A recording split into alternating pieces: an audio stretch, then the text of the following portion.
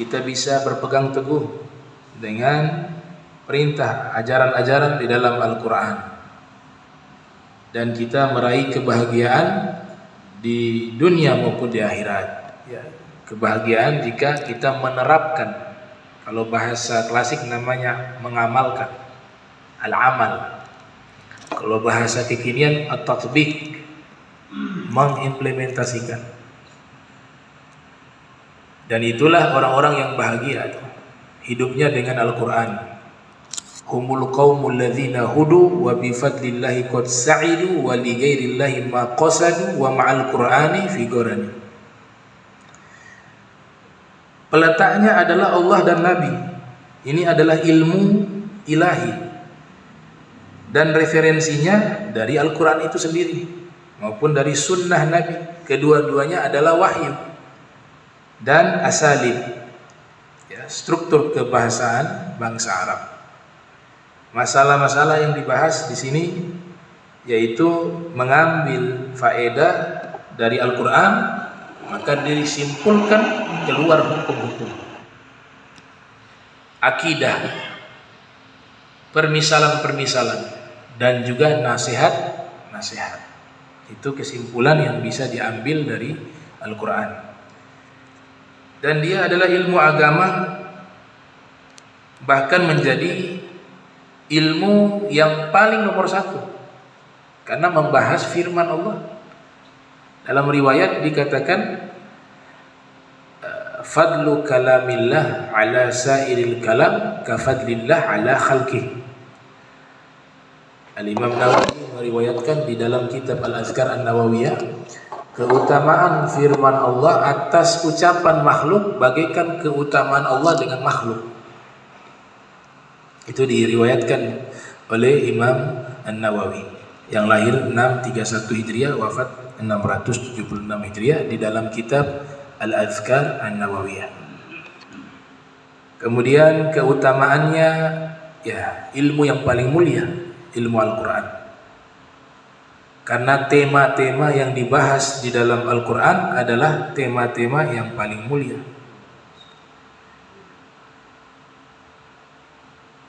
Haddul Quran. Apa sih definisi dari Al-Quran?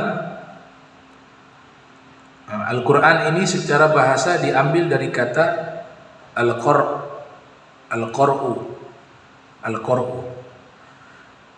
Al-qur'u artinya al-jam'u, mengumpulkan. Jam'ahu wa qur'anah. Jam'ahu wa qur'anah, mengumpulkan, ya, secara bahasa. Ada ulama berpendapat Al-Quran itu ismu alam. Dia tidak diambil dari verifikasi kata, pengambilan kata manapun, tapi memang namanya saja Al-Quran. Ada yang berpendapat demikian. Itu dijelaskan oleh Dr. Syekh Ali As-Sobuni dalam kitab At-Tibyan fi Ulumil Quran. Jadi namanya Al-Quran, tapi ada sebagian ulama berpendapat diambil dari kata menghimpun atau mengumpulkan, yaitu Al-Qur'u, yang maknanya Al-Jam'u. Dia adalah firman Allah yang diturunkan kepada Nabi Muhammad berupa mu'jizat dengan surat yang ada di dalam Al-Quran. Definisi lainnya dalam kitab usul fikih disebutkan Al-Quran kalamullah al-munazzalu ala qalbi sayyidina Muhammadin sallallahu alaihi wasallam biwasitati Jibril al-manqul bitawatur at-ta'abbud bitilawah al-mabdu bi suratil Fatihah al-makhtum bi suratin Nas.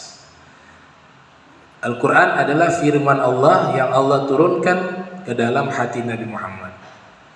Salah satunya lewat perantara malaikat Jibril. Ya, karena tidak semua wahyu yang Allah turunkan kepada Rasul melalui malaikat Jibril.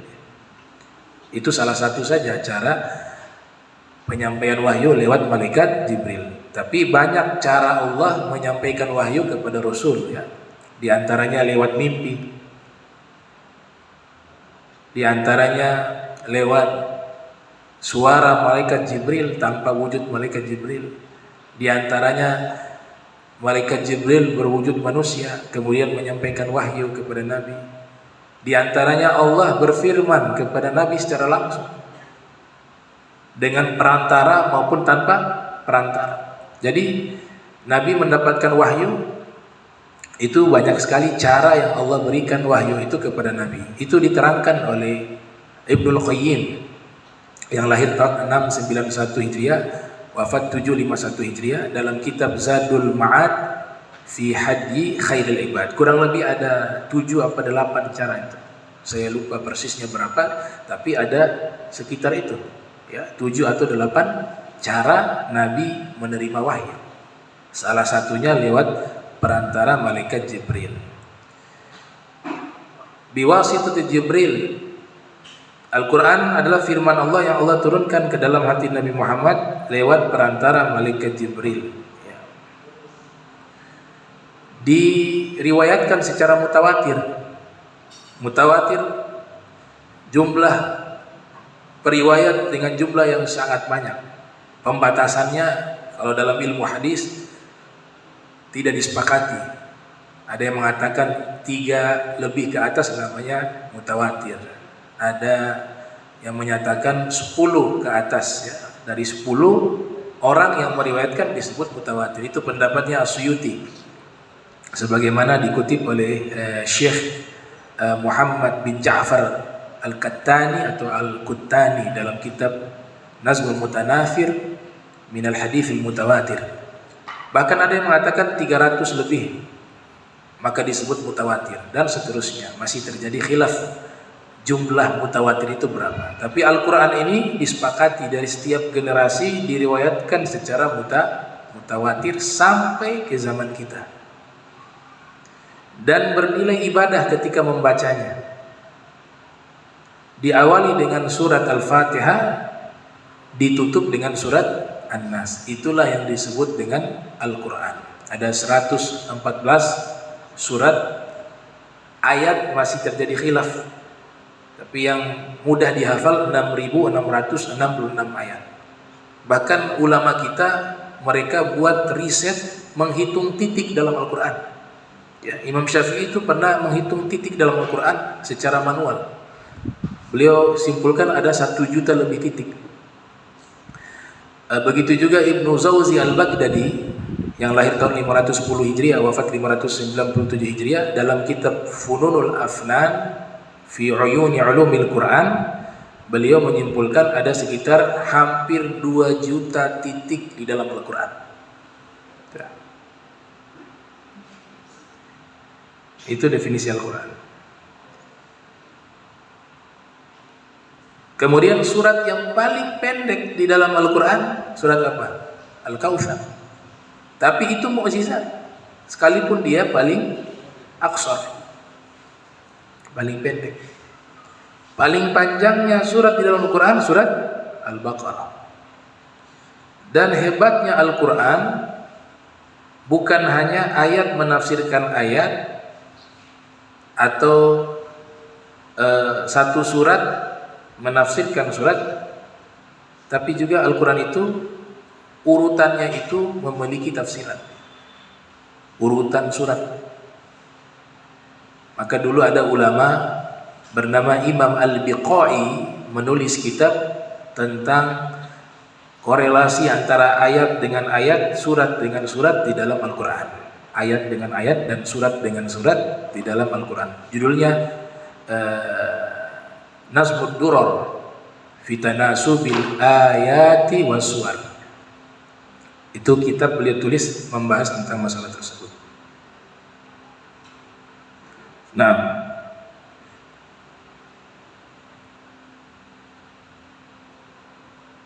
ya lanjut.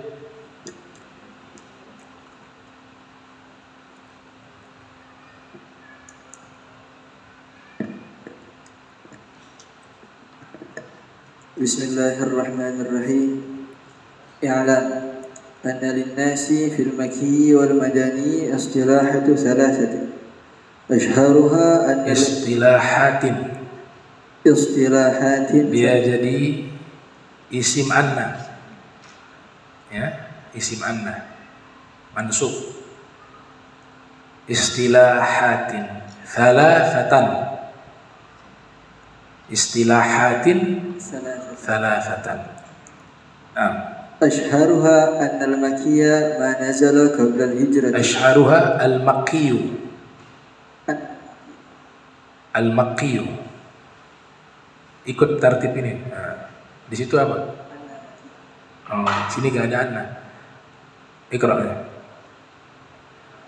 ما نزل قبل الهجرة والمدني ما نزل بعدها سواء نزل بمكة أم بالمدينة عام الفتح أو عام الحجة الوداع أم بسفر من الأسفار هذا هو الأصح في تعريفهما. Ini cetakan beda ya, yang punya saya nih dengan yang punya antum itu cetakannya beda. Ini punya saya cetakan Darul Kutub Al-Ilmiyah. Di situ cetakan apa itu? Ya, jadi ada sedikit perbedaan tapi substansinya sama. Nah, tadi bacaan di sini gak langsung dia langsung al-Makkiyu. Di situ pakai anna ya. Baik. Ya, terus والثاني أن المكي ما نزل بمكة ولو بعد الهجرة والمدني ما نزل بالمدينة والمدنية ما نزل بالمدينة وعلى هذا تثبت الواسطة فما نزل في الأسفار لا يطلق عليه مكي ولا مدني.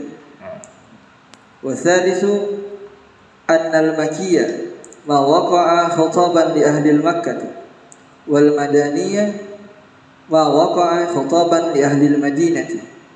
قال القاضي أبو بكر في الانتصار إنما يرجع في معرفة المكي والمداني لحفظ الصحابة والتابعين ولم يرد عن النبي صلى الله عليه وسلم في ذلك قول لأنه لم يؤمر به ولم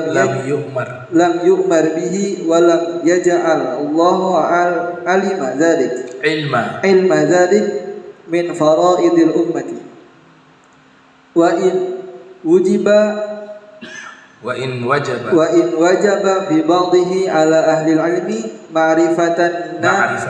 معرفة الناسخ والمنسوخ فقد يعرف ذلك بغير نص الرسول. ولمعرفة المكي والمدني فوائد منها معرفة الناسخ والمنسوخ ومنها معرفة ترتيب القرآن في النزول وقد كان لبعض الصحابة رضي الله عنهم عناية شديدة بذلك فمنهم سيدنا علي رضي الله عنه وعبد الله بن مسعود وابن عباس رضي الله عنه. وقد ذكر العلماء للمكي والمدني علامات منها أن كل سورة فيها يا أيها الناس وليس فيها يا أيها الذين آمنوا فهي مكية وفي الحج اختلاف ومنها كل سورة فيها كلا فهي مكية ومنها أن كل سورة فيها قصة آدم وإبليس فهي مكية سوى البقرة ومنها أن كل سورة فيها ذكر المنافقين فهي مدنية سوى العنكبوت. وقال هشام بن عروة عن أبيه كل سورة ذكر فيها الحدود والفرائض فهي مدنية وكل ما كان فيه. Berarti tadi kulla ya awalnya. Situ di awal kulla apa kullu? Kullu. Ada harokat itu? Kulla juga ya. Wa kulla ma kana fihi dzukirul qarun al-madiyah fahiya makiyatun. Wa kulla ma dzukira majhul. Wa kulla ma dzukira fiha Al-qurunu al-madiyah fahiya makkiyatun. Nah, terus Faidatun fi asma'i suwaril lati nazalat bil madinati. Nazalat bil madinati 29 suratan. suratan. Suratan. Al-Baqaratu wal Alu Imran wal Nisa'u wal Ma'idatu wal Anfalu wal Taubatu wal Ra'du wal Hajju wal Nuru wal Ahzabu wa Muhammadu wal Fathu wal Hujuratu wal Hadidu wal Mujadalatu wal Hashru wal Mumtahanatu wal Saffu wal Jumu'atu wal hashr wal Hashr wal mumtahanatu wal Mumtahanatu wal Saffu wal Jumu'atu wal Munafiquna wat Taghabun wat Talaqu wat Tahrimu wat talaq wat Talaqu wat talaq wat Talaq surat at-talaq ya. Wat tahrimu wat Tahrimu wal Qiyamatu wal Zalzalatu wal Qadaru wan Nasru wal Mu'awidatan. Al-Mu'awwidhatan apa? Surat Al-Falaq sama An-Nas. Terus Wasairu dzalika nazala bi Makkah. Wa huwa 85 suratan. Suwarul Quran kulluha mi'atu wa arba'u asyaratan. Nah, kita sampai ke bab Al-Makki wal Madani, Makkiyah dan Madaniyah.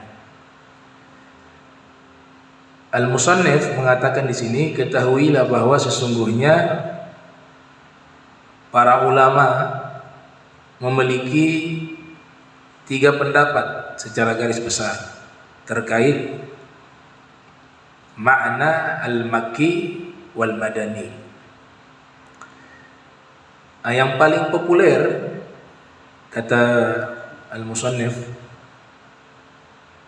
yang paling populer pendapat Al-Makki dan Al-Madani adalah Al-Makki wahyu yang turun sebelum hijrah. Wahyu Al-Quran yang turun sebelum hijrah. Artinya Allah turunkan wahyu kepada Nabi sebelum Nabi hijrah. Itu disebut dengan Al-Makki. Kalau setelah Nabi hijrah, wahyu yang Allah turunkan kepada Nabi disebut dengan Al-Madani. Ini pendapat yang paling populer. Disebut di dalam Manzumah Syekh Zamzami, Makkiyuhu ma qabla hijratin nazal. Makkiyuhu ma qabla hijratin nazal. Wal madani ma ba'daha intasal. Ma ba'daha wa intasal, ya, wa intasal. Itu dalam Manzumah Syekh Zamzami. Makkiyuhu ma qabla hijratin nazal. Yang namanya Makkiyah adalah wahyu yang diturunkan kepada Nabi sebelum hijrah. Wal madani ma ba'daha wa intasal. Sedangkan Madani wahyu yang Allah turunkan kepada Nabi sallallahu alaihi wasallam setelah hijrahnya beliau. Berarti kita bisa simpulkan Nabi diturunkan wahyu, ya, atau Allah menurunkan wahyu kepada Nabi Muhammad sallallahu alaihi wasallam di kota Makkah itu kurang lebih selama 13 tahun. Kurang lebih selama 13 tahun. Dan setelah Nabi hijrah, surat-surat Madaniyah Allah turunkan kepada Nabi kurang lebih selama 10 tahun. Jadi jumlahnya masa diturunkan wahyu Al-Quran jumlahnya kurang lebih 23 tahun. Kalau kita mengambil hitungan genap, ada yang hitungan yang tidak genap 22 tahun sekian bulan dan hari dan seterusnya. Itu yang pendapat yang paling kuat dan paling populer di kalangan para ulama ahli Al-Quran. Ada pendapat kedua menyatakan yang namanya Makki itu turunnya, wahyu turun di kota Makkah namanya Makkiyah. Wahyu yang turun di kota Madinah namanya Madaniyah. Tapi kalau Nabi tidak berada di Makkah dan tidak berada di Madinah, nah itu namanya tidak disebutkan namanya. Dia bukan Makkiyah, dia bukan juga Madaniyah. Kalau kita mengambil pendapat kedua ini. Pendapat ketiga, Allah turunkan wahyu, tujuan wahyu tersebut atau latar belakang diturunkan wahyu itu, khitabnya, dialognya itu kepada ahli Makkah disebut Makkiyah. Dialognya itu ditujukan kepada ahli Madinah disebut Madaniyah. Dan Makkiyah Madaniyah itu adalah hasil ijtihad para sahabat dan bukan tauqifiyah, bukan sumbernya dari Rasulullah atau wahyu, tapi hasil ijtihad para sahabat dan para tabi'in. Ya, sebagaimana di sini dinukilkan oleh siapa? Al-Ghadi Abu Bakar Al-Baqlani. Ini ulama imam ahli sunnah wal jamaah dalam ilmu akidah. Ya, namanya Al-Imam Abu Bakar Al-Baqlani. Beliau ulama di dalam akidah, ilmu akidah. Dan sanad ilmunya itu satu tingkat bersambung kepada Al-Imam Abu Hasan Al-Ash'ari. Abul Hasan Al-Ash'ari. Abul Hasan Al-Ash'ari. Abul Hasan Al-Ash'ari. Jadi Abu Bakar Al-Imam Al-Ghadi Abu Bakar Al-Baqlani sanad ilmunya itu kepada Imam Al-Bahili. Al-Imam Al-Bahili belajar langsung kepada Al-Imam Abu Hasan Al-Ash'ari. Al-Imam Abu Hasan Al-Ash'ari kelahiran tahun 260 Hijriah, wafat 324 dalam salah satu pendapat. 260 Hijriah beliau lahir. Kemudian Al-Imam Abu Bakar Al-Baqlani ini kelahiran tahun 338 Hijriah. 338 Hijriah. Beliau lahirnya di kota Basrah, wafat di Baghdad di Irak ya. 402 Hijriah beliau wafat. Nah, beliau yang mengatakan bahwa Makkiyah Madaniyah atau Al-Makki wal Madani itu adalah hasil ijtihad sahabat dan tabi'in, tidak berasal dari perintah Nabi, dan Nabi tidak pernah memerintahkan. Nah, dari sini berarti apa? Ijtihadnya ulama itu rujukan, karena yang pertama kali berijtihad itu sahabat. Yang penting syarat-syaratnya terpenuhi dan memiliki landasan hukum dan dalil. Ini pelopornya sahabat. Alhamdulillah sampai sekarang kalau kita membaca Al-Quran kan sudah tertulis tuh, surat ini Makkiyah. Surat Fatihah unik, ada 3 pendapat. Ada yang mengatakan surat Fatihah itu Makkiyah, ada yang berpendapat surat Fatihah itu Al-Madaniyah. Ada pendapat ketiga, turun 2 kali, turun di Makkah dan turun di Madinah, sehingga dia punya 2 nama. Surat Al-Fatihah itu surat Makkiyah dan Madaniyah. Bahkan dalam tafsir Ma'alimu Tanzil ditulis oleh Imam Al-Baghawi, di situ ada satu istilah. Walaupun istilah ini belum termuat dalam terminologi ilmu ulumul Quran. Itu surat Fatihah Allah berikan waktu Nabi sedang di langit, bahkan di bawah arsy. Maka bisa kita namakan juga surat Fatihah itu surat As-Samawiyah dan surat Al-Arsyiyah ya. Itu istilah baru ya, belum ada di dalam ulumul Quran. Dan ini kenapa para sahabat dan para tabi'in berijtihad menamakan nama-nama surat ini kelompok Makkiyah, ini kelompok Madaniyah, ini kategori Makkiyah, ini kategori Madaniyah. Tentu punya apa namanya? Tujuan yang baik, punya hikmah, punya manfaat. Apa manfaatnya dengan kita mengetahui ini Makkiyah, ini Madaniyah? Yang pertama, bisa mengetahui mana yang nasikh dan mana yang mansukh. Hukum lama diganti dengan hukum baru. Jadi nasikh wa mansukh itu bukan tidak konsisten Allah menurunkan wahyu, bukan. Kok hukum diganti-ganti? Adanya nasikh wa mansukh sebab Al-Quran itu diturunkan secara tadrijah, secara bertahap, tidak daf'atan wahidatan, tidak dengan jumlah utuh sekaligus. Jadi ada peristiwa turun wahyu. Nah, karena dia bertahap, maka adanya nasikh mansukh. Hukum awal menyatakan bahwa khamar itu tidak haram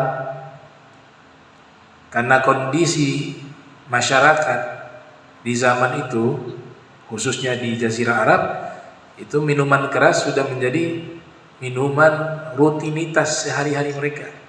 Hanya beberapa orang yang berakal saja yang memang tidak minum, walaupun belum ada ayat yang mengharamkan. Nah, karena sudah jadi satu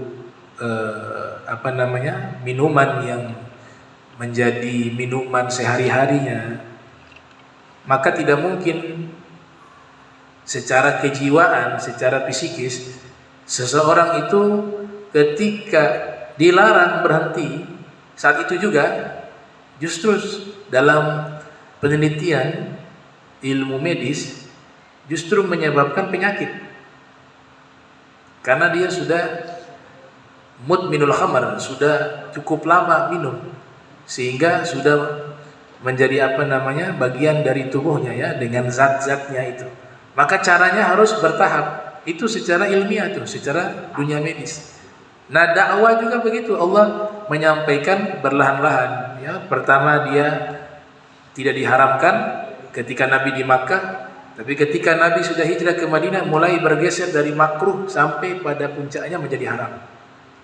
Sehingga ada tahapan di dalam dakwah. Karena turunnya bertahap, maka adanya nasikh wal mansukh. Beda dengan kitab suci terdahulu ya. Al-Imam Al-Wahidi Naisaburi menyatakan kitab-kitab suci terdahulu turunnya dengan jumlah utuh. Jadi misalnya Injil ya, Allah wahyukan Injil kepada Nabi Isa ibnu Maryam tidak bertahap, langsung utuh. Allah turunkan Taurat kepada Nabi Allah Musa alaihissalam tidak bertahap, tapi diturunkan secara utuh. Allah turunkan Zabur kepada Nabi Allah Daud alaihissalam juga tidak bertahap, tapi diturunkan secara utuh. Berbeda dengan Al-Quran, Allah turunkan kepada Nabi secara berangsur selama 23 tahun. Nah, disitulah ada ilmu yang mengkaji tentang hukum-hukum lama yang terhapus dengan hukum baru, disebut dengan an-nasikh wal mansukh. Ada yang sifatnya tilawah, ada yang sifatnya hukum. Nah, itu kajian lebih luas lagi dalam ilmu Al-Quran. Dan ada bab tersendiri tentang masalah an-nasikh wal mansukh. Baik. Faedah mengetahui Makkiyah dan Madaniyah, yang pertama tadi mengetahui nasikh wa mansukh, dan yang berikut mengetahui urutan surat di dalam Al-Quran. Itu diketahui juga dengan sebab an-nuzul lewat pengetahuan al-Makkiyah wal Madaniyah. Ada indikator perbedaan antara Makkiyah dan Madaniyah itu bisa dideteksi lewat teks dalam firman. Di sini dikatakan jika diawali dengan ya ayyuhan nas atau setiap surat yang ada lafaz ya ayyuhan nas, wahai segenap manusia, dan tidak ada penyebutan ya ayyuhalladzina amanu, maka itu adalah tanda bahwa surat itu adalah Makkiyah. Kecuali di surat Al-Hajj, di situ terjadi khilaf. Atau di setiap surat yang ada lafaz kalla, ada lafaz kalla, itu indikatornya Makkiyah. Atau setiap surat yang di dalamnya ada informasi kisah Nabi Adam dan iblis, itu Makkiyah, kecuali di surat Al-Baqarah. Atau setiap surat yang di dalamnya menceritakan dan menyebutkan orang-orang munafik, maka itu Madaniyah. Karena orang-orang munafik itu munculnya ketika Nabi berada di kota Madinah. Kecuali di surat Al-Ankabut, ya, ada informasi orang munafik tapi ceritanya di Makkah. Dan berkata Hisham bin Urwah, Hisham bin Urwah ini faqih ahli Madinah, ahli fiqih penduduk kota Madinah, atau faqihul Madinah, seorang ulama ahli fiqih di kota Madinah. Beliau kelahiran tahun 61 Hijriah, lahir di kota Madinah, wafat di Baghdad ya, 146 Hijriah. Beliau wafat di kota Baghdad. Beliau bernama Hisham bin Urwah bin Zubair bin Awam. Jadi kakek beliau sahabat. Kakek beliau sahabat sekaligus kerabat Nabi. Jadi nama beliau Hisham bin Urwah bin Zubair bin Awam bin Khuwailid. Zubair bin Awam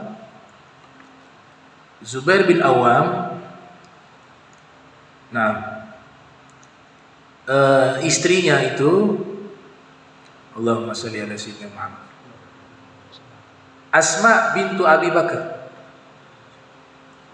Istrinya putri dari Sayyidina Abu Bakar, bernama Asma, Sayyidah Asma bintu Abi Bakar. Nah, dan Awam, Zubair bin Awam. Al-Awam ini saudara dengan istrinya Nabi, Sayyidah Khadijah. As-Sayyidah Khadijah itu bersaudara dengan Al-Awam ya. Satu ayah tapi beda ibu. Al-Awam bin Khuwailid, Khadijah bintu Khuwailid, saudara ya. Jadi dengan istrinya Rasul itu saudara kandung, Awam dengan Sayyidah Khadijah. Kemudian Awam juga ini, Al-Awam bin Khuwailid, menikah dengan bibinya Rasul. Awam itu menikah dengan bibinya Rasulullah sallallahu alaihi wasallam, bernama Allahumma shalli ala sayyidina Muhammad, Safiyah ya, Safiyah bintu Abdul Muttalib. Itu istrinya siapa tadi? Al-Awwam ya. Nah, jadi ada hubungan kerabat juga dengan Nabi Muhammad sallallahu alaihi wasallam. Nah, mereka punya cicit namanya Hisham bin Urwah, itu jadi ulama besar di kota Madinah.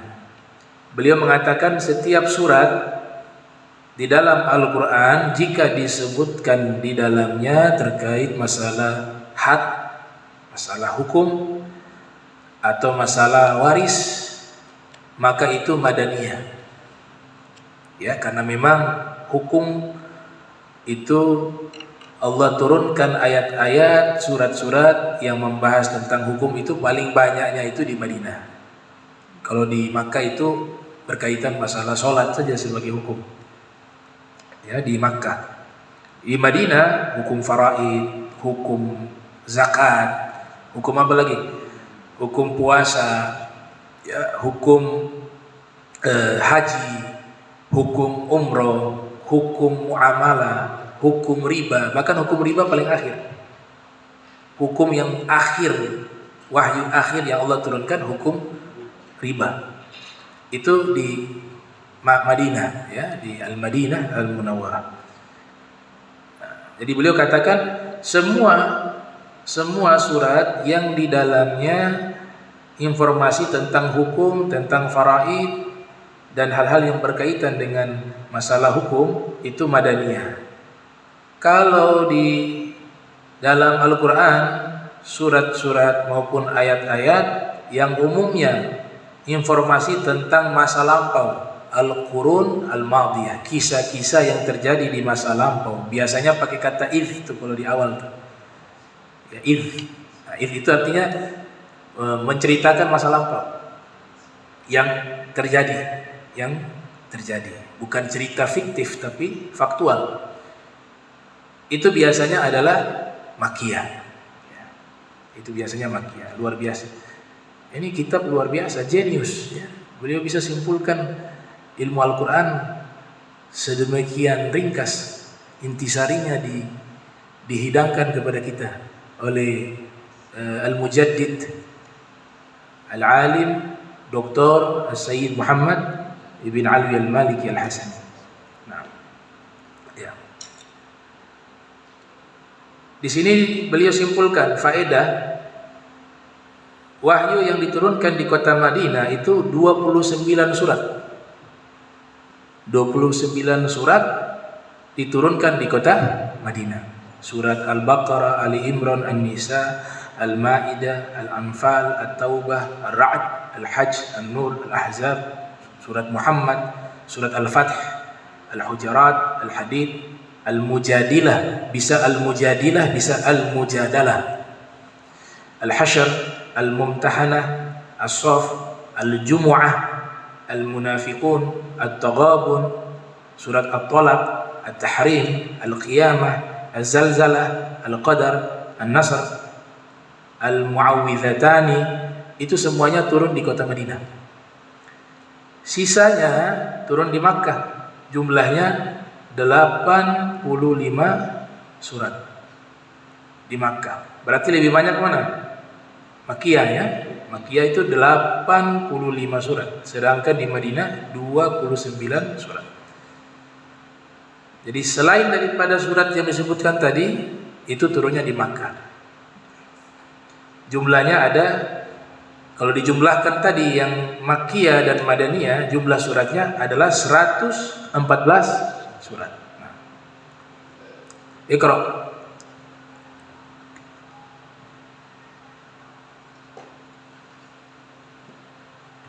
Radhiyallahu anhu. Al-Hadari was-Safari wal-Hadari ma nazala bil-Hadari was-Safari ma nazala fis-Safari wa amma as-Safari falahu amthilatun minha ayatut tayammumi fi suratil Maidati awwaluha ya ayyuhalladzina amanu idza qumtum ila as-salati al-ayah fa innaha nazalat bimahalli yusamma bidatil jaishi wa hiya wara'a dhil hulaifati wa qila bil baydai wa hiya dhul hulaifati bil qurbi minal madinati min tariqi makkah wa ala kullin fa innaha nazalat fil qufuli min ghazwatil muraisi' وهم داخلون المدينة كما ثبت في الصحيح عن عائشة رضي الله عنها.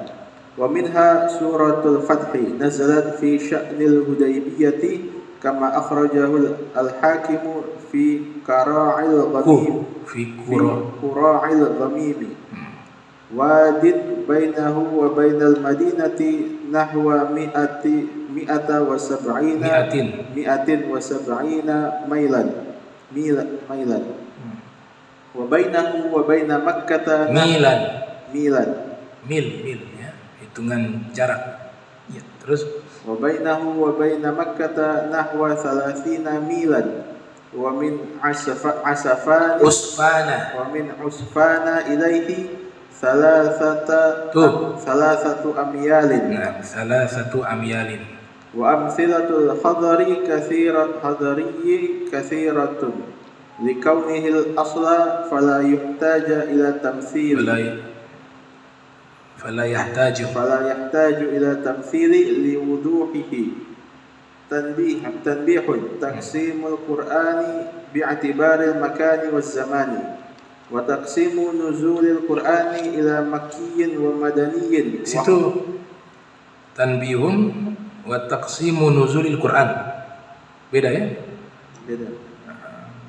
Ya, terus وتقسيم نزول القرآن إلى مكي ومدني وحضري وسفري باعتبار المكان وينقسم أيضا باعتبار الزمان إلى ليلي ونهاري وصيفي وشتائي. وأمثلة النهاري كثيرة لأنه الأصل.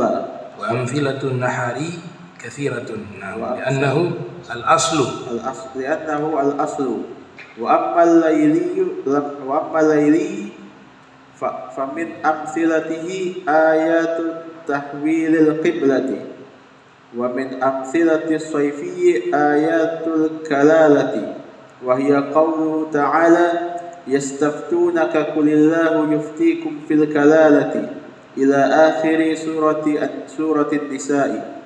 وسماها النبي بآية الصيف كما ثبت في صحيح المسلم عن عمر رضي الله عنه.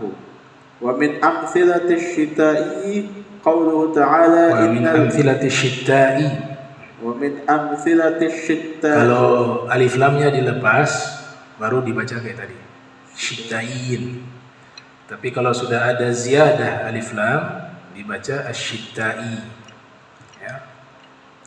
ومن أمثلة الشتاء قوله تعالى إن الذين جاءوا بالإفك إلى قوله تعالى ورزق كريم في سورة النور. ففي الصحيح عن عائشة أنها نزلت في يوم شات. Tema berikut al-hadari was-safari. Subhanallah ya. Bagaimana lengkap Al-Quran ini dikaji. Bagaimana ulama bisa merumuskan, menjelaskan sedemikian rinci Al-Quran. Mereka bisa mendeteksi ini wahyu turun di saat Nabi sedang di tempat tinggal atau sedang safar. Itu jadi kajian dalam ilmu ulumul Quran. Bahkan mereka bisa tahu ini wahyu diturunkan Nabi sedang di tempat tidur atau tidak berada di tempat tidur. Atau wahyu ini diturunkan di waktu siang ataukah malam, di musim panas atau musim dingin. Itu rinci dibahas oleh para ulama ahli Quran. Berkaitan dengan tempat, berkaitan dengan waktu, dijelaskan nama-namanya diistilahkan al-hadari was-safari. Kalau membahas wahyu yang turun di saat Nabi sedang bermukim, al-hadari. Kalau sedang safar, as-safari. Kalau turun di malam hari, al-laili.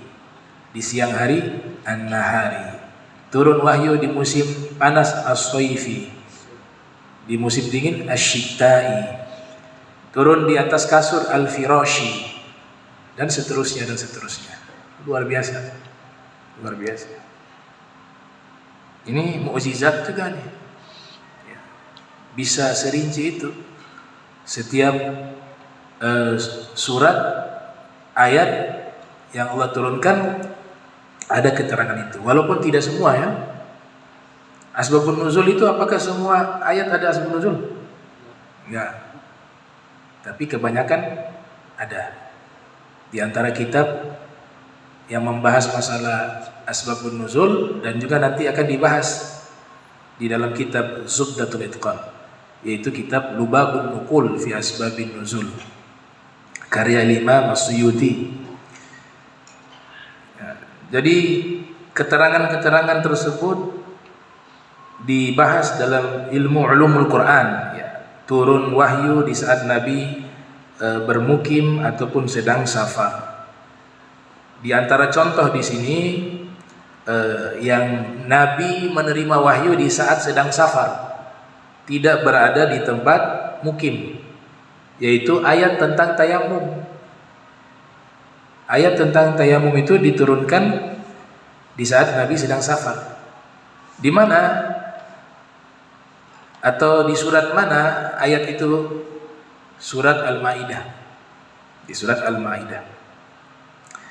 Ya ayyuhalladzina amanu idza qumtu ila sholati ila akhir ayat. Sampai ya diterangkan di situ mulai dari firman tersebut sampai ayat 6. Dan diturunkan firman tersebut atau wahyu tersebut atau ayat tersebut di satu tempat yang dinamakan dengan Zatul Jaish.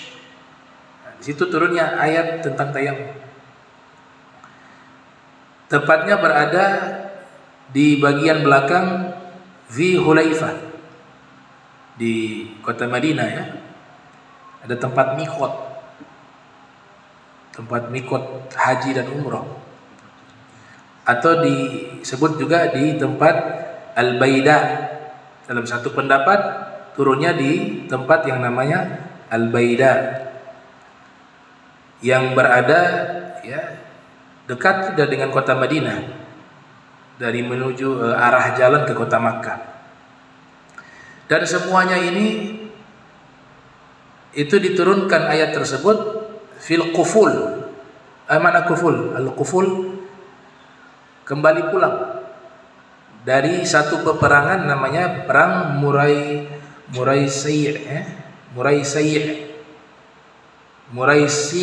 namanya. Ghazwatul Muraisy'. Sebagaimana yang diriwayatkan di dalam hadis sahih dari Sayyidah Aisyah.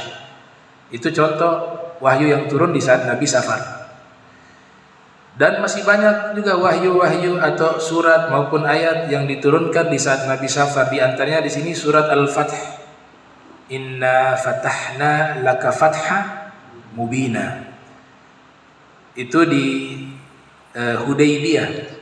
Sebagaimana riwayat yang dikeluarkan oleh Imam Al-Hakim yang lahir tahun 321 Hijriah, wafat 405 Hijriah. 321 lahir, wafat 405 Hijriah. Dalam kitab Al-Mustadrak, Imam Hakim meriwayatkan wahyu tersebut turun bukan di Hudaybiyah tapi di satu tempat dirinci lagi namanya Qura'ul Ghamim.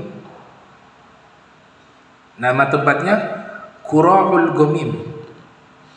Nah, ini Qura'ul Ghamim ada satu riwayat dari Nabi sallallahu alaihi wasallam dalam Sahih Al-Bukhari ya, Imam Bukhari lahir tahun 194, wafat 256 Hijriah, di mana beliau bersabda, "Lau du'itu ila qura'in la ajabtu walau uhdiya ilayya qura'un la qabiltu." Seandainya saya diundang ke Qura'in, kebanyakan diartikan Qura'in betis hewan yang halal dimakan, baik itu kambing, baik itu ayam ya. Kata Nabi, seandainya saya diundang hanya jamuan betis ayam Atau dalam satu riwayat betis kelinci. Sekalipun Nabi tidak pernah makan kelinci, tapi itu perumpamaan. Karena betis kelinci paling kecil. Saya akan menjawab undangan itu. Itu tafsiran umumnya seperti itu. Tapi Imam Al-Ghazali, Hujjatul Islam, Abu Hamid Al-Ghazali, beliau punya penafsiran yang berbeda. Makna Qura'in di sini diartikan adalah nama tempat. Tadi itu disebut Qura'ul Ghamim. Dan tempat itu berada di antara satu lembah dengan kota Madinah kurang lebih sekitar 170 mil. Jadi Nabi terima undangan sekalipun 170 mil, hidangannya berupa betis hewan, dan tempatnya juga di tempat yang jauh di Qura'ul Ghamim. Nabi akan menjawab undangan tersebut. Makanya di situ lanjutan riwayat disebut juga, seandainya uhdiya ilayya, diberikan hadiah kepadaku qura'un, betis hewan yang halal dimakan, la qabiltu, niscaya saya akan terima. Itu keterangan dari Hujjatul Islam Al-Imam Al-Ghazali yang lahir tahun 450, wafat 505 Hijriah. Dan pembagian daripada turunnya Al-Quran ada Makki, ada Madani, ada Hadari, ada Safari, sesuai tempat. Itu bi'tibaril makan, ya, sesuai tempat, keterangan tempat. Ada juga yang berdasarkan keterangan zaman, waktu, yaitu lailiin wa naharin wa soifiin wa syitta'in.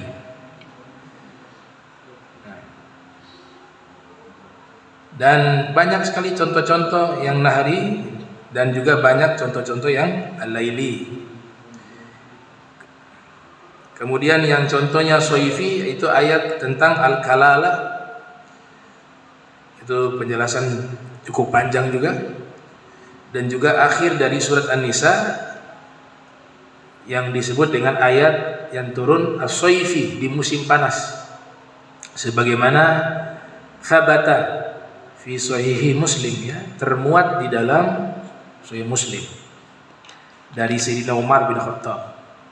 Dan contoh-contoh juga tentang asy-syita'i, ayat yang turun di musim dingin, di antaranya adalah firman Allah Ta'ala, innal ladzina ja'uka bil ifk, sampai kepada firman wa rizqun karim, ya, itu surat An-Nur ayat 11 sampai 26. Dan itu termuat di dalam hadis sahih dari Sayyidah Aisyah radhiyallahu taala anha, bahwa sesungguhnya diturunkan ayat tersebut fi yaumin syatin, yaitu di musim dingin atau di hari yang dingin. Nah, Iqra.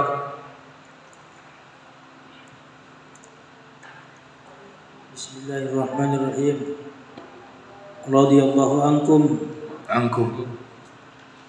قال المؤلف أول ما نزل اختلف في أول ما نزل من القرآن على أقوال أحدها وهو الصحيح اقرأ باسم ربك وهذا ثابت في الصحيحين وغيرهما فعن عائشة رضي الله عنها أنها قالت أول ما بدأ به رسول الله صلى الله عليه وآله وسلم من الوحي الرؤيا الصالحة في النوم فكان لا يرى رؤيا إلا جاءت مثل فلق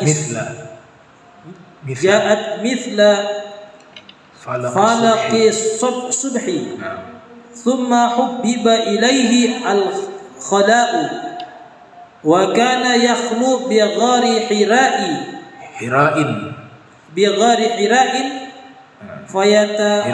di tanwin, ya, dia tasrif dia. Gua Hiro ini ada di mana? Di Jabal Nur. gunung cahaya, Jabal Nur. Goanya itu namanya gor. Gor beda dengan kahf. Kalau kahf gua yang luas, guanya luas, bisa puluhan orang juga bisa. Itu namanya al-kahf. Seperti ashabul kahfi. Am hasibta anna ashabal kahfi warraqim kanu min ayatina azaban. If awal fityatu, bentuk jamak, ketika para pemuda itu kan dalam tafsir 6-7 orang ya, banyaklah jumlah mereka bermukim di kahf. Tapi kalau gor itu jangan dibayangkan goa yang kita bayangkan, yang kita biasa saksikan luas. Itu gor itu hanya celah-celah di batu, ada bebatuan, celah-celahnya kecil. Itu hanya muat kadang 1-2 orang. Kemudian gak bisa berdiri karena atap ya tidak tinggi, dia posisinya harus duduk di situ. Itu bedanya antara gor dan kahf ya. Gor dan kahf. Nah, fayatahannatsu fihi wa huwa at-ta'abbudu al-layaliya dhawatil 'adali qabla ay al-layali dhawatil 'adadi qabla ay yanzi'a ila ahlihi ويتزود لذلك ثم عطف ke yanzi'a ثم يرجع إلى خديجة فيتزود لمثلها حتى جاءه الحق وهو في غار حراء فجاءه الملك فقال اقرأ قال رسول الله صلى الله عليه وآله وسلم ما أنا بقارئ قال فأخذني فغطني حتى بلغ مني الجهد ثم الجهد. Situ al-jahd di situ. Nah, tashih. Ya, ada riwayat sebutnya al-jahdu. Tapi ada beberapa guru ketika membaca al-jahd. Ya, terus ثم أرسلني فقال اقرأ قلت ما أنا بقارئ فأخذني فغطني الثانية حتى بلغ مني الجهد ثم أرسلني فقال اقرأ قلت ما أنا بقارئ فأخذني فغطني الثالثة ثم أرسلني فقال اقرأ باسم ربك الذي خلق الإنسان من علق اقرأ وربك الأكرم. وفي بعض الروايات حتى بلغ ما لم يعلم الحديث بطوله. القول الثاني يا أيها المدثر فقد روى الشيخان عن أبي سلمة بن عبد الرحمن قال سألت جابر بن عبد الله أي القرآن أنزل قبله أنزل قبله قال يا أيها المدثر قلت أو اقرأ باسم ربك قال أحدثكم ما حدثنا به رسول الله صلى الله عليه وآله وسلم قال رسول الله صلى الله عليه وآله وسلم إني جاورت بحراء فلما قضيت جواري نزلت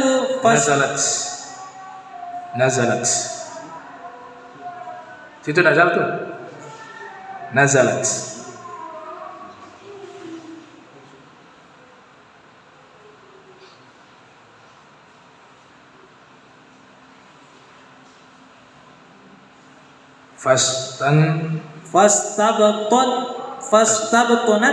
fastanbattu sini.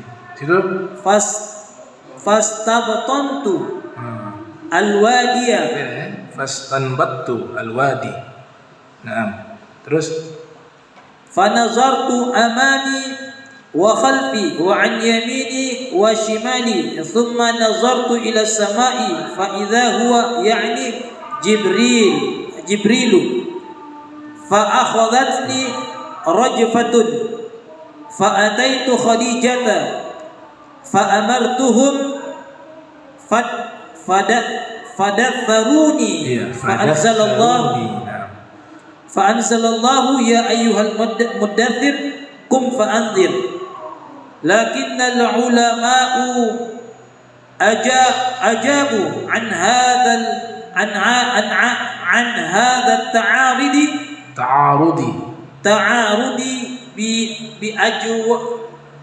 jamak dari jawab ajwibatin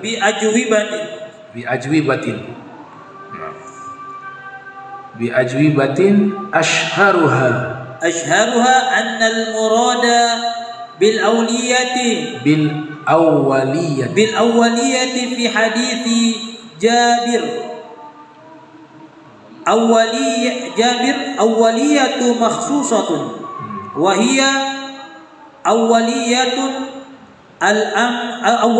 amri bil inzari ay awwalu ma nazala lirrisalati ya ayyuhal muddaththir wa awwalu ma nazala lin nubuwati iqra bismi rabbik wa hadha jawabun jayyidun sadidun wa ajaba ba'duhum bi anna murada Jabir anna suratal muddaththir awwalu suratin nazalat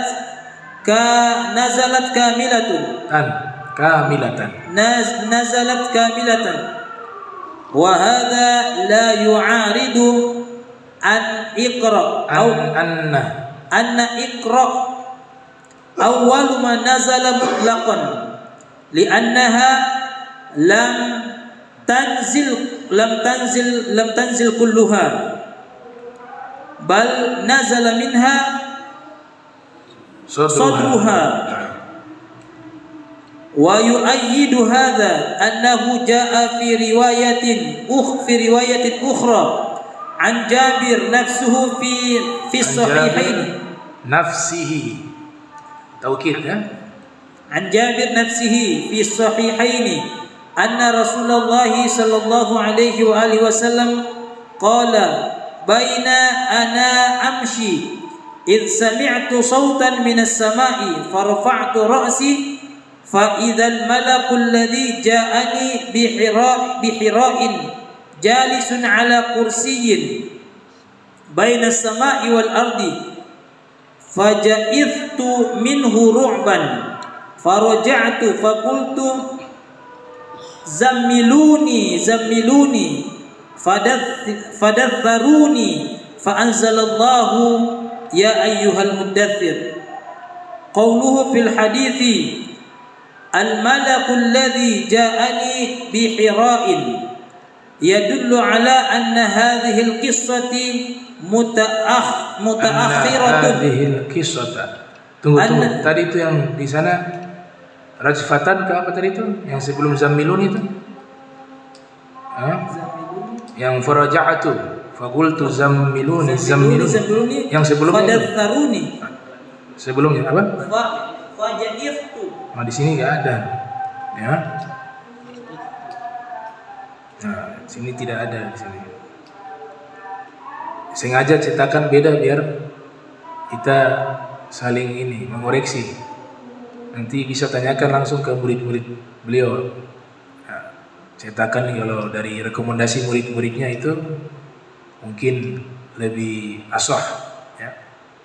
Sini nggak ada di sini. Nah, ya terus. يدل على أن هذا القصة هذه القصة متأخرة عن قصة حراء التي نزل فيها اقرأ باسم ربك قلت وهذا أصح ما جاء في هذا الباب من ناحية الدليل وأجاب بعضهم بأن جابر استخرج هذا باجتهاده وليس هو من روايته فيقدم عليه ما fayuqaddamu alaihi ma rawathu Aisyatu wa hadha min ahsanil ajwibati. Al-qawlu thalithu anna awwala ma nazala al-Fatihatu wa thabata dhalika bi haditsin rawahu al-Baihaqi ajaba anhu al-ulama'u bi annahu hadithun mursalun aw yahtamilu an yakuna khabaran an nuzuliha ba'da ma nazalat alaihi Iqra. Al-qawlu rabi'u anna awwala ma nazala bismillahirrahmanirrahim wa ajaba anhu as-Suyuti bi anna hadha la yu'addu qawlan bi ra'sihi fa innahu min darurati nuzulis surati nuzulul basmalati ma'aha. Wa hunaka aqwalun ukhra fi awwali ma nazala wa kullu dhalika la yathbutu min nahiyati sanadi wa in sahha fayata'awwalu bi anna ma'na awwalu ma nazala ala awwala ma nazala ala hadafin. Kalau kalimat baru bisa jadi mubtada atau khabar awwalu. Ini awwala ma nazala ala hazfi min. Ya, terus ay min awwali ma nazala. Naam. Tema berikut yaitu awal wahyu yang turun. Di sini tidak ada kesepakatan di kalangan para ulama. Ya, konsensus ulama terkait yang pertama kali turun itu tidak ada. Adanya masih khilaf, ya, ikhtilaful ulama. Ada beberapa pendapat. Yang pertama turun wahyu adalah Iqra bismi rabbikal ladzi khalaq. Nah, ini ayat 1 sampai 5. Ini mayoritas aktsar al-muarrikhin, para ulama ahli sejarah ketika menerangkan biografi Rasul sallallahu alaihi wasallam, biasanya yang dikutip wahyu pertama adalah surat Al-Alaq tadi, ayat 1 sampai 5. Pendapat kedua, wahyu pertama itu surat Al-Mudaththir. Ya ayyuhal mudaththir. Ini pendapat kedua dari sahabat, ya, riwayat Al-Imam Bukhari dan Muslim dari Abi Salamah ibn Abdurrahman bertanya kepada Sayyidina Jabir ibn Abdullah. Beliau menjawab yang pertama turun adalah surat Al-Mudaththir. Pendapat ketiga, wahyu pertama yang diturunkan, ya, Qaulu Tsalits. Mana ini Qaulu Tsalits? Qaulu Tsani. Itu Qaulu Tsalits ada Al-Fatihah. Naam.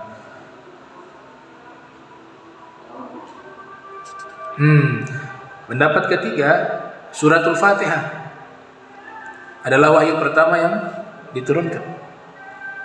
Dan pendapat yang keempat, yang wahyu pertama yang Allah turunkan, Al-Basmalah. Di sini kalau kita simpulkan dari beberapa referensi kitab lainnya, bisa kita selaraskan makna itu. Metodenya Imam Syafi'i, kalau ada riwayat yang seakan-akan kontradiksi, maka solusinya 3 cara. Menurut siapa? Al-Imam Syafi'i rahimahullah. yang lahir tahun 150, wafat 204 Hijriah. Yang cara pertama adalah lihat nasikh wa mansukhnya. Dalam perkara wahyu tidak ada nasikh mansukh dalam urutan wahyu pertama. Yang turun itu tidak berlaku tuh metode nasikh wa mansukh karena tidak bicara hukum atau tidak bicara masalah-masalah yang berkaitan dengan nasikh wa mansukh. Cara kedua, tarjih.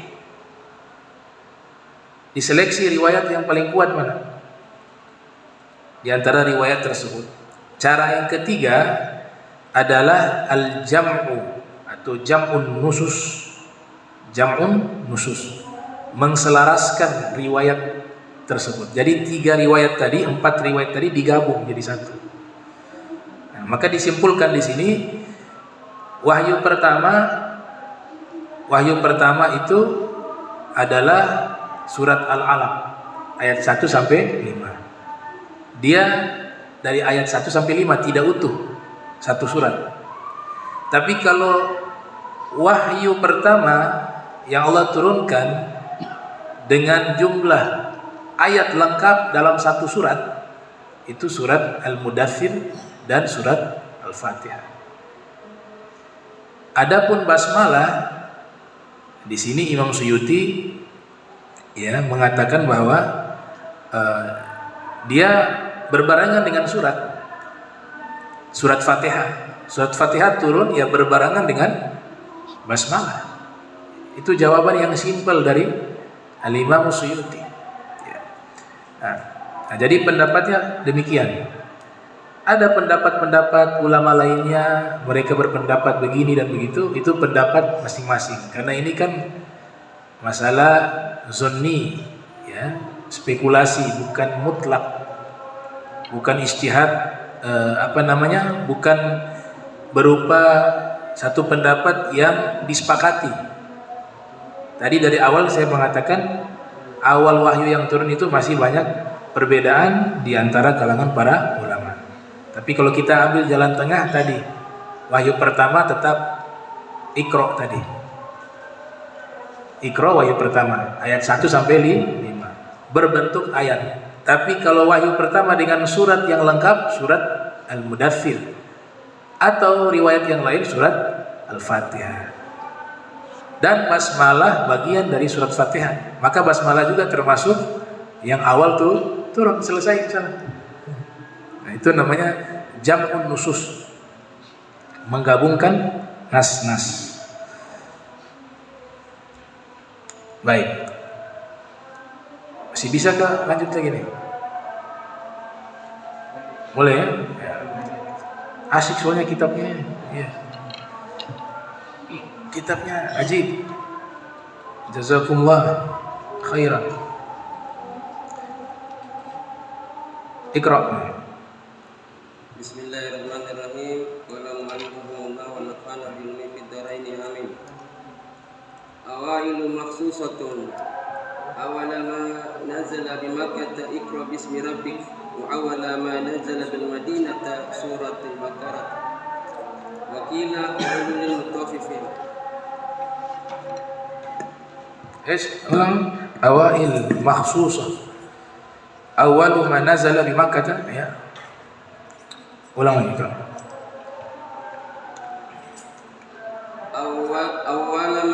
Awwalu ma nazala bi Makkah Iqra bismi rabbik wa awwala ma nazala bil Madinah wa awwalu ma nazala bil Madinati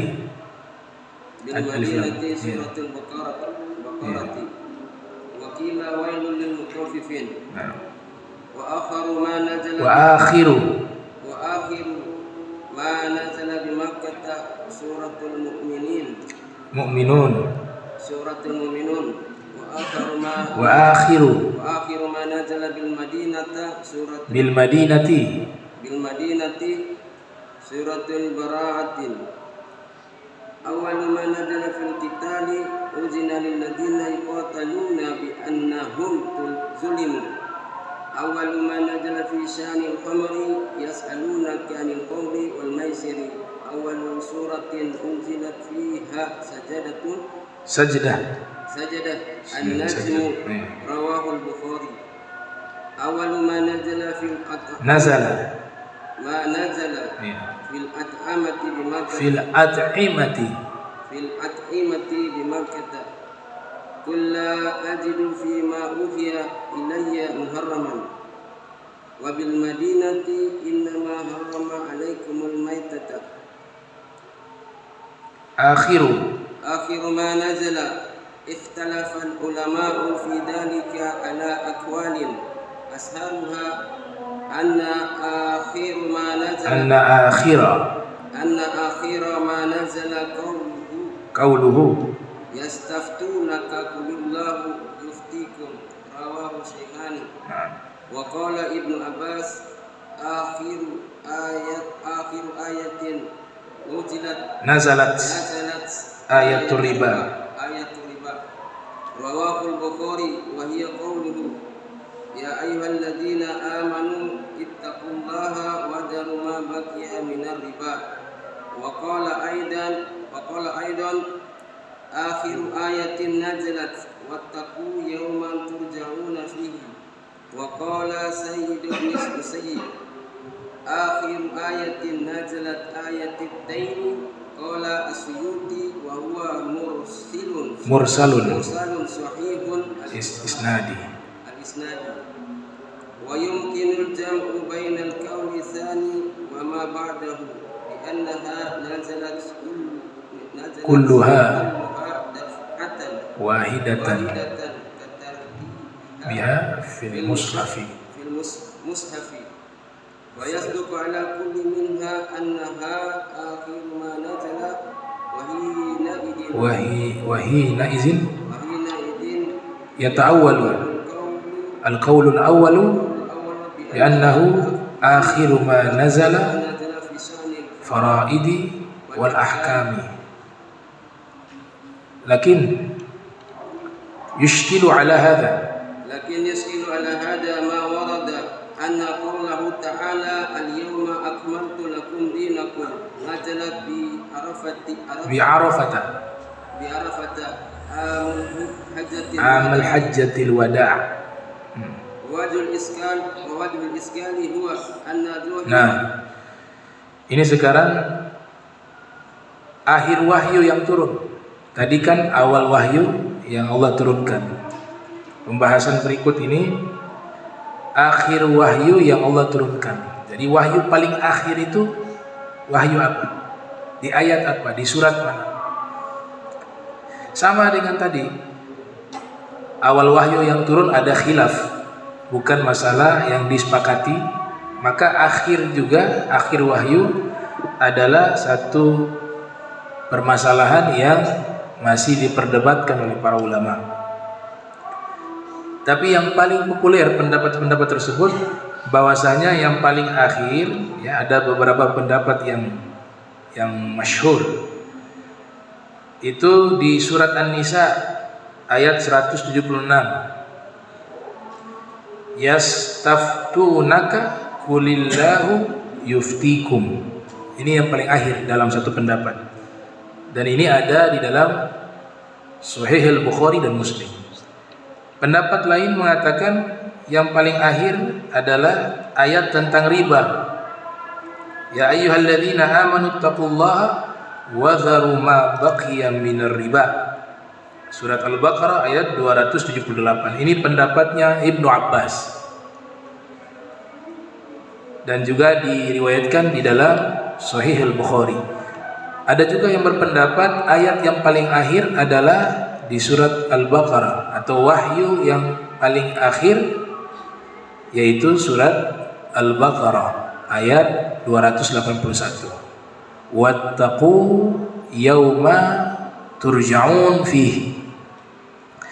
Pendapat lainnya yang paling akhir tentang ayat ad-dain, terkait masalah hutang, piutang, ya, masalah hutang, ya, ad-dain. Ini riwayat dari Imam Sa'id ibn al-Musayyib. Bisa dibaca al-Musayyib, bisa juga dibaca al-Musayyab. Tapi yang dipilih kebanyakan ulama al-Musayyib. Ya, jadi masalah nama ini juga harus kita jangan asal baca, harus teliti dulu. Kalau di kalangan para ulama ahli hadis, aib baca nama orang salah itu aib. Kalau orang awam sih nggak masalah. Orang awam ya nggak kena hukum. Makanya orang awam juga harus belajar. Jangan sebut nama salah. Seperti nama yang kadang-kadang salah itu antara lafaz Al-Hamadani dan Al-Hamadani. Itu dua nama yang beda itu. Dan jumlah ulama banyak nisbat kepada dua nama tersebut ya. Di antaranya yang menulis kitab yang rumit, Maghamatu Al-Hariri. Itu karangan dari Syekh Hariri Al-Hamadani. Kalau saya sebut Al-Hamadani, cara bacanya nggak boleh Al-Hamdani. Yang sahih bacanya Al-Hamadani. Nisbat kepada nama tempat di wilayah Persia atau sekitar Khurasan. Ya, di wilayah-wilayah itulah ya. Persisnya saya lupa, di Persia atau di Khurasan sekitar itu. Itu kalau Al-Hamadani nisbah kepada tempat.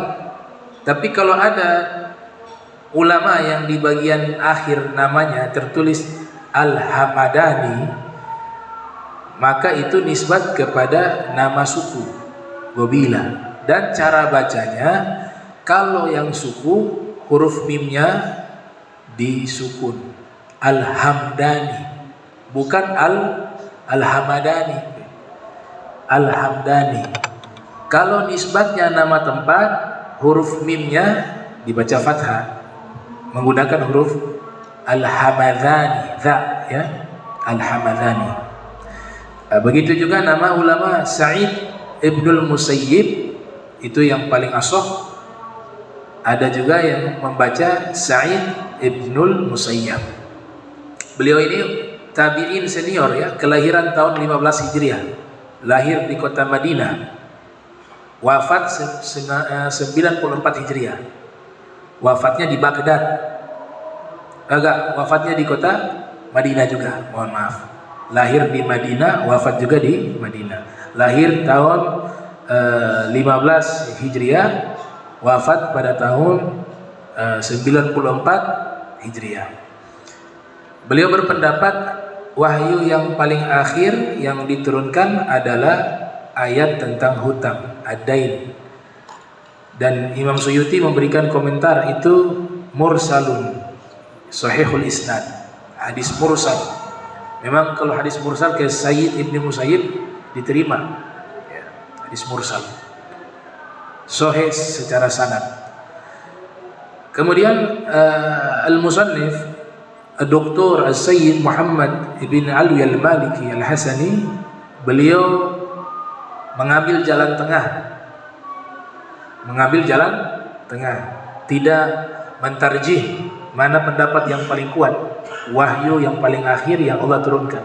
Tapi beliau mengambil jalan tengah, mengambil satu jalan yang tadi saya sebut jam'un nusus. Semua riwayat ini dihimpun menjadi satu. Yaitu beliau berpendapat bahwa seluruhnya tadi wahyu yang paling akhir yang Allah turunkan, semua ayat tadi yang saya sudah bacakan tadi diturunkan bersamaan. Ya, diturunkan bersamaan sehingga semua riwayat itu diterima. Nah, di sini ada satu iskal. Kebanyakan penceramah menyatakan yang paling akhir al-yauma akmaltu lakum dinakum wa atmamtu alaikum ni'mati wa raditu lakum Islam dina, ya, lakum islami dina. Al-yawma akmaltu lakum dinakum wa atmamtu alaikum ni'mati wa raditu lakum islami dina. Ini ada yang berpendapat bahwa wahyu akhir dan tidak ada lagi wahyu yang diturunkan setelah wahyu tersebut. Surat Al-Maidah ayat berapa? Ayat 3 ya. Maka terbantahkan dengan keterangan yang disampaikan tadi. Ternyata yang paling akhir banyak sekali pendapat ulama. Ada yang membahas, ada yang menyatakan yang akhir adalah ayat tentang riba, ada yang menyatakan tentang hutang. Ya, berarti masih ada wahyu setelah surat Al-Maidah ayat 3. Ini membantah sekelompok kaum muslimin yang biasa menyerukan bahwa hukum sudah bulat, gak boleh ditambah-tambah lagi. Karena Allah sudah menyatakan sudah sempurna agama untuk kalian. Gak boleh lagi ada istihad-istihad baru. Ternyata dibantah juga dengan ayat bahwa setelah turunnya surat Al-Maidah ayat 3 ternyata masih banyak wahyu tentang hukum yang Allah turunkan. Artinya apa? Yang dimaksud di sini telah sempurna agama kalian, yaitu manhaj, uslub, kaidah, metodologi, uslub dan juga kaidah-kaidah hukum sudah sempurna. Tapi hukumnya tetap berlangsung sepanjang zaman. Karena banyak sekali muncul masalah-masalah baru yang di zaman Nabi status hukumnya belum ada. Ganja, ada gak satu ayat dalam Al-Quran yang membahas haramnya narkoba? Ada tidak? Tidak ada. Ada gak di dalam hadis yang menyatakan haramnya narkoba? Tidak ada. Berarti hukumnya tetap berlangsung sepanjang zaman. Yang sempurna apa? Uslubnya, kaidah hukumnya, metodologi hukumnya.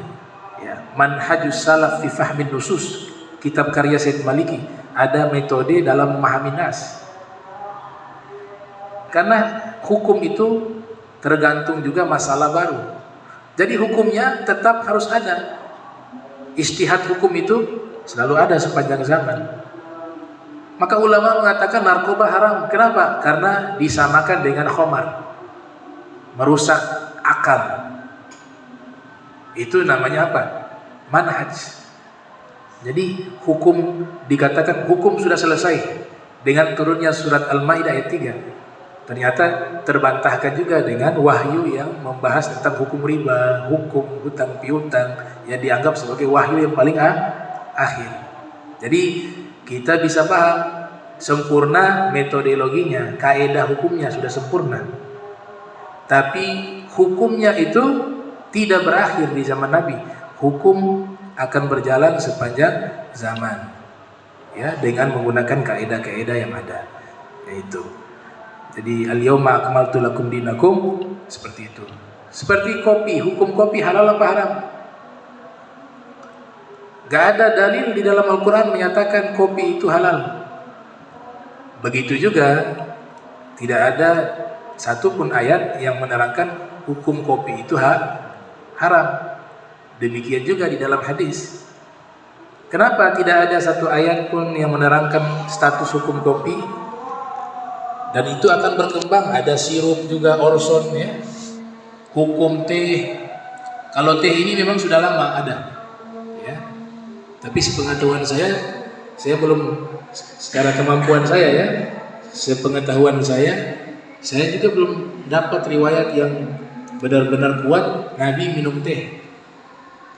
Tapi kalau teh sejarahnya itu sudah ada sebelum Masehi, khususnya di wilayah Cina. Ya, ada disertasi tentang kopi dan teh. Itu saya punya bukunya, itu sejarahnya panjang. Kalau kopi itu kan baru abad 6 atau 7 Hijriah. Ya, sehingga informasi tentang kopi tidak termuat di dalam Al-Quran maupun hadis Nabi. Lah, kopinya belum ada. Kopinya belum ada, sehingga status hukumnya pun tidak ada. Kalau kita merujuk kepada ayat surat Al-Maidah ayat 3 bahwa hukum sudah sempurna, terus kopinya gimana hukumnya? Kalau sudah sempurna hukumnya, pasti kopi ada status hukumnya. Tapi yang dimaksud apa? Metode hukumnya sudah sempurna, tapi hukumnya akan disempurnakan sepanjang zaman. Itu yang disebut al-Islam yasluh fi kulli zaman wa makan. Agama Islam itu selalu update sepanjang zaman dan di setiap tempat. Nah, itu pemahaman semacam ini penting, karena kalau salah dipahami ya jadi merasa benar sendiri, ya menganggap bahwa ijtihad ulama itu salah. Padahal ulama beristihad dalam masalah-masalah yang tidak ada keterangan status hukumnya di zaman Rasul SAW, baik dalam Al-Quran maupun dalam Sunnah Nabi Muhammad SAW. Jadi jangan sampai tertipu ya. Iblis dan syaitan itu kalau menggoda orang, dia ingin buat orang itu jadi jahat. Itu visi misinya iblis dan syaitan. Visi misinya jelas, tidak abu-abu ya. Masih mendingan iblis dan syaitan jelas saya mau goda orang jadi jahat. Lebih jahat lagi yang samar-samar, mau bilang jahat tidak jahat, mau bilang baik tidak baik. Akhirnya orang bingung, wah itu lebih berbahaya. Tapi iblis dan syaitan mengatakan kami visi misinya membuat orang jadi jahat. Tapi kalau kita berusaha, kata iblis dan syaitan, buat orang itu jadi jahat tidak bisa, dia pakai cara kedua. Buat orang itu merasa paling benar. Membuat orang itu merasa paling benar, merasa paling suci, merasa paling ahli ibadah, merasa paling alim. Itu juga visi misinya syaitan. Pintu yang kedua. Tapi kesimpulannya sama, dua-duanya itu adalah keburukan. Menjadi jahat keburukan, merasa diri paling benar sendiri juga keburukan. Itu adalah siasat daripada syaitan. Nah, ini beberapa keterangan yang kita bahas. Insyaallah nanti kita lanjutkan di pertemuan berikut. Kita lanjutkan beberapa fasal sampai ke judul atau bab ma'rifah sababin nuzul, ya, mengetahui sebab turunnya wahyu. Ya Rabbana ta'arafna bi annana wa annana asrafna tauba taksil li kulli lana